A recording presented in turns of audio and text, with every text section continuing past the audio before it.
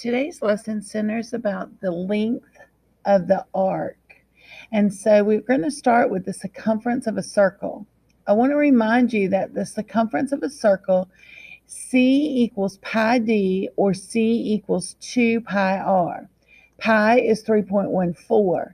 And I want to let you know that the relationship between d and 2r, the radius is half the diameter. So you're going to take 2 times r, which is going to give you d. In other words, it doesn't matter which one of these is given to you in your problem, you can adjust the formula for it. So as we look at our first problem, it says find the circumference of the following circle and leave your answer in terms of pi. So I want to make sure that we understand we have a circle and we know that the radius is 4. So I have both formulas right here. 2 times pi times r, of course, is the one I'm going to use. 2 times 4 is 8, so 8 pi is the correct answer. Sometimes you won't leave your answer in terms of pi, and you'll use your calculator and you'll get 25.12 inches, which is 8 times 3.14. It's important to read the question to make sure you know how to leave the correct answer.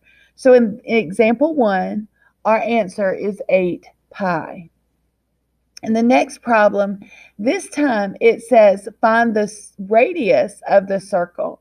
So what we're going to do is we're going to find, we're given the circumference is 25.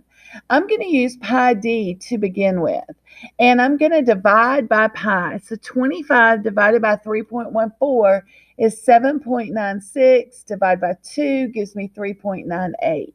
So sometimes you're given the radius, sometimes you're given the diameter, and in this case, you're given the circumference, which is 25. So you're going to say 25 divided by 3.14 gives me 7.96, and then 3.98 is going to be the radius, which is what that question asked me for. And then the formula for an arc length, you'll notice that this part of the formula is the same. It is 2 pi r times theta over 360. Theta is the measure of the central angle. So to be clear, we're going to be looking for the arc length. So the formula is 2 pi r times whatever part of your circle you're talking about. So if you notice, this is a central angle, and that means that this arc right here, the length of the arc is what I'm looking for, not the measure of the arc. So up until now, we've been doing the measure, but now we want the length of the arc. So the formula is going to be 2 times pi times r, which is 12, times that portion of the circle, and it has to be the ratio of the circle, which is where I get the 60 over 360. So 2 times pi times 12 times 60 over 360 is going to give me 12.56. And really, I should have put an m there because that should be meters. So it's important to note that you want to make sure that it's the part of the circle. And remember, the arc length and the measure of the arc is different.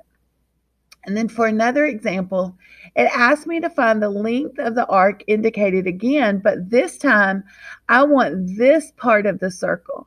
So what I'm going to do is I'm going to find the circumference, and then I'm going to take the part of the circle that I want, which is 270 over 360. My radius is 16, and then I do that computation. 2 times pi times 16 times 270 times 36. And really, y'all, this should be centimeters.